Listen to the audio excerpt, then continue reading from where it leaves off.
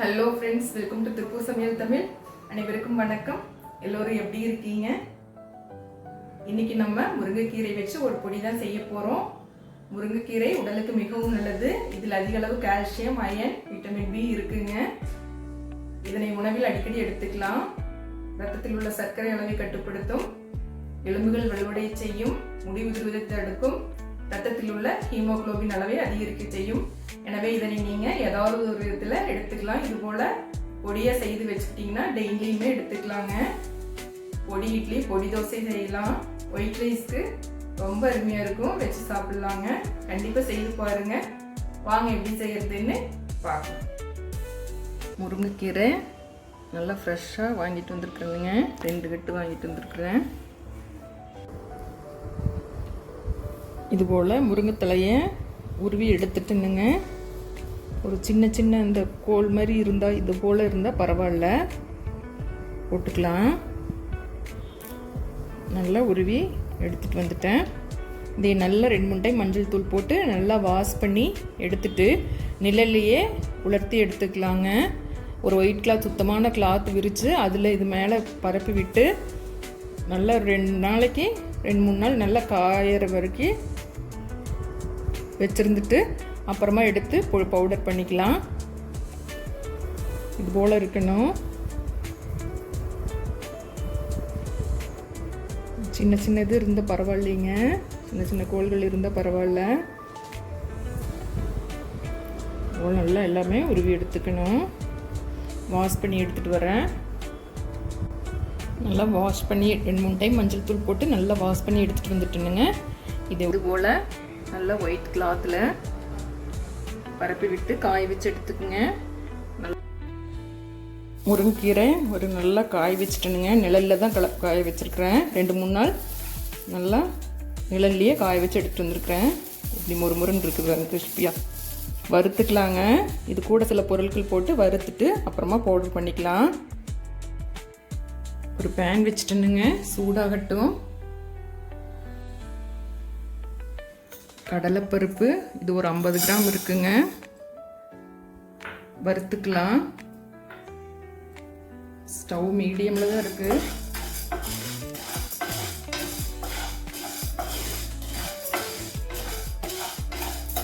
Try ரோஸ்ட்டாக தான் செய்ய போகிறோங்க.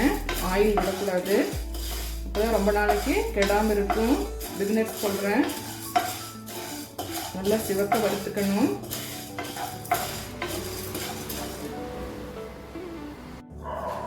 வறுபட்டுருச்சுங்க. இந்த அளவுக்கு வறுபட்டால் போதும். ஒரு பிளேட்டுக்கு மாற்றிடலாம், ஆறட்டும்.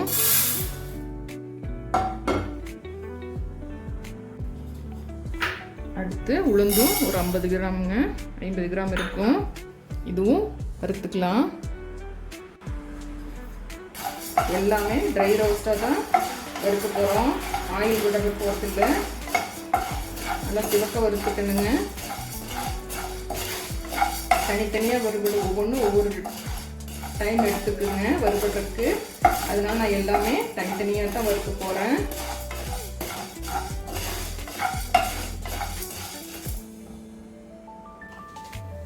வறுபட்டுச்சுங்க. இந்த அளவுக்கு வறுத்துக்கணும், கருகிடக்கூடாது. நீங்கள் கருப்பு இருந்தால் கூட போட்டுக்கலாம், இதை விட ஹெல்தியானது. கருப்பு உளுந்து வேண்டாம்னா இந்த மாதிரி வெள்ளை உளுந்து போட்டுக்கணும். கருப்பு உளுந்து இதை விட ரொம்ப நல்லது. அடுத்து கருப்பு எள்ளுங்க, நல்லா வாஷ் பண்ணிட்டு காய வச்சு எடுத்துருக்கிறேன். ஒரு 30 கிராம் அளவுக்கு இருக்கும். இதுவும் வறுத்துக்கலாம். நல்லா வெடிச்சு வந்த போதுங்க. கருப்பு உளுந்து இருந்தால் போடுங்க, இல்லைன்னா வெள்ளை எள்ளு, கருப்பு எள்ளு எது வேணாலும் நீங்கள் போட்டுக்கலாம். நல்லா வெடிச்சு வரணுங்க. பேன் நல்லா சூடாக இருந்துச்சுன்னா உடனே நல்லா வெடிக்கும். வெடிக்குதுங்க, கருகிடக்கூடாது. பிளேட்டுக்கு மாற்றிடலாம்.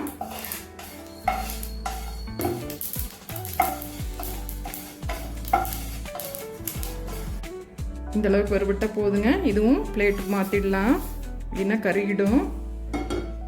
ஆறட்டுங்க. அடுத்து கட்டி பெருங்காயங்க, இது போட்டுக்கலாம். இது வறுபடட்டும். கட்டி பெருங்காயம் இல்லை இருந்தால் போடுங்க, இல்லைன்னா பவுடர் கூட நீங்கள் போட்டுக்கலாம்.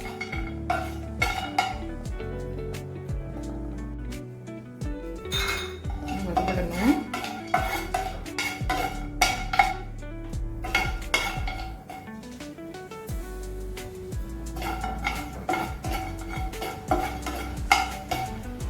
வறுபட்டுருச்சுங்க. அடுத்து வரமிளகாய் 4. காரம் உங்கள் வீட்டில் எவ்வளோ போடுவீங்களோ அதுக்கு தகுந்த அளவு பார்த்து போட்டுக்குங்க. கல்லுப்பு தான் போடுறேன். ஒரு 1.5 டேபிள் ஸ்பூன் இருக்குங்க. இந்த உப்பு கூட போட்டு வறுக்கும் போது இந்த மிளகாய் வந்து காரம் இடிக்காதுங்க. உப்புலேயும் ஈரத்தன்மை இருக்கும். இந்த மாதிரி வறுத்து போட்டுட்டிங்கன்னா சீக்கிரமாக கெடாது. ரெண்டையும் ஒன்றா போட்டு வறுக்குங்க.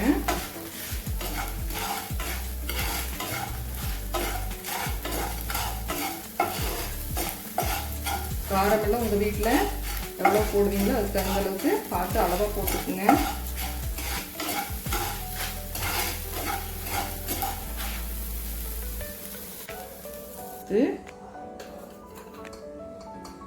ஜீரகம் 1 டேபிள் ஸ்பூன், மிளகு 1 டேபிள் ஸ்பூன், ரெண்டும் வறுத்துக்கலாங்க. மிளகு 1.5 டேபிள் ஸ்பூன், ரெண்டையும் ஒன்றாவே போட்டு வறுத்துக்கலாங்க.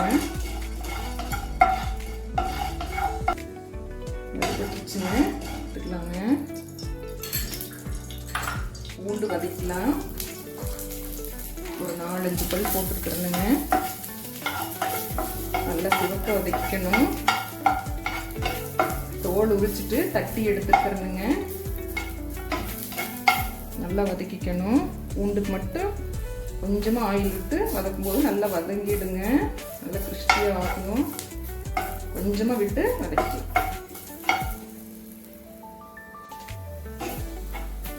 வறுபட்டுருச்சுங்க. இந்தளவு வறுபட்டா போதும்.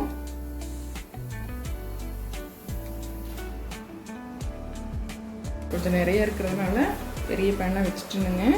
மீடியமில் தான் இருக்குது ஸ்டவ். முருங்கைக்கீரையை கொஞ்சம் கொஞ்சமாக போட்டு வறுத்துக்கலாங்க.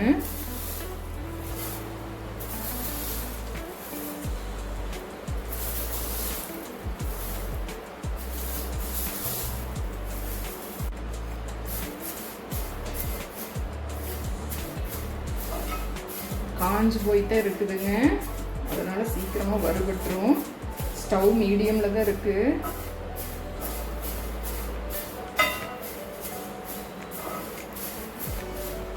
எடுத்துக்கலாம்.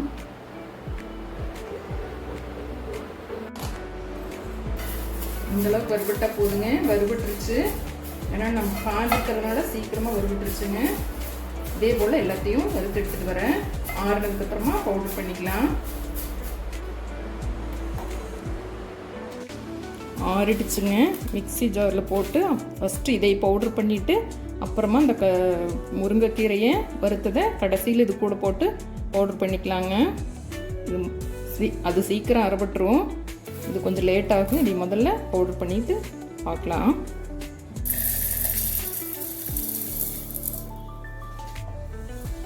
பவுட்ரு பண்ணிட்டு வரேனுங்க. பவுடர் பண்ணிட்டேங்க. அடுத்து இந்த முருங்கைக்கீரையும் போட்டுக்கலாம். இது கூடயே போட்டு பவுடர் பண்ணி எடுத்துகிட்டு வரணுங்க. அப்புறமா பார்க்கலாம். கொஞ்சம் கொரகொரப்பாக இருந்தால் போதும். ரொம்ப பவுடர் ஆக வேண்டியதில்லை. கொட்டிக்கலாம். பிளேட்டில் கொட்டி ஆற வச்சிடலாம்.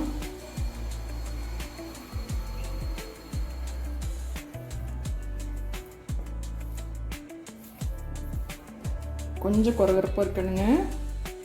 ஆறிடுச்சுங்க. ஒரு பாட்டிலில் போட்டு ஸ்டோர் பண்ணிக்கலாம். இது போல் ஒரு கண்ணாடி பாட்டிலில் போட்டு ஸ்டோர் பண்ணி வச்சுக்கோங்க. இது போல் இருக்கணும் பவுடர். முருங்கைக்கீரை பொடி ரெடி. ஒயிட் ரைஸ்க்கு நெய் விட்டு பிசைஞ்சு சாப்பிடுங்க. ரொம்ப அருமையாக இருக்கும். பொடி இட்லி, பொடி தோசை எல்லாத்துக்குமே இதில் செய்யலாங்க. ஈரம் படாமல் இருக்கணும். ஸ்பூனும் நீங்கள் எடுக்கும்போது எதுலேயுமே ஈரம் படாமல் வச்சுக்கணுங்க. அப்போ 3 மாதம் வரைக்கும் கெட்டு போகாது. ஃப்ரிட்ஜில் வச்சிங்கன்னா ஒரு 6 மந்த்ஸ் வரைக்கும் அந்த மணமும் சுவையும் அதே போல் இருக்குங்க. இது போல் இருக்கணும்.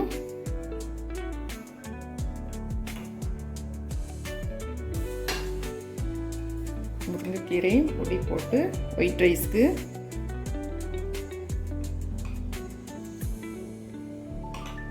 நெய் விட்டு பெசன் சாப்பிடுங்க. நெய் பிடிக்கலனா உங்களுக்கு நல்லெண்ணெயோ தேங்காய் எண்ணெய் எது பிடிக்குமோ அது போட்டு பெசன் சாப்பிடுங்க. போல் நெய் விட்டு பெசன் சாப்பிடலாம். ரொம்ப அருமையாக இருக்கும். மிகவும் ஹெல்த்தியானது. அருமையான முருங்கைக்கீரை பொடி ரெடி. பொடி இட்லி, பொடி தோசை எல்லாமே ரொம்ப அருமையாக இருக்குங்க. இட்லி தோசை எல்லாத்துக்குமே தொட்டு சாப்பிட்லாம். பொடி போட்டு நெய் விட்டு சாப்பிட்டுக்கலாங்க. அப்பளம் பொரித்து வச்சுக்கிட்டா போதும். கண்டிப்பாக செய்து பாருங்கள். செய்து பார்த்துட்டு பிடிச்சிருந்தா உங்கள் ஃப்ரெண்ட்ஸுக்கும் ஷேர் பண்ணுங்கள், லைக் பண்ணுங்கள், கமெண்ட்டில் எப்படி இருக்குன்னு சொல்லுங்கள். என்றும் உங்கள் அன்பில் இருந்தால் பை பை.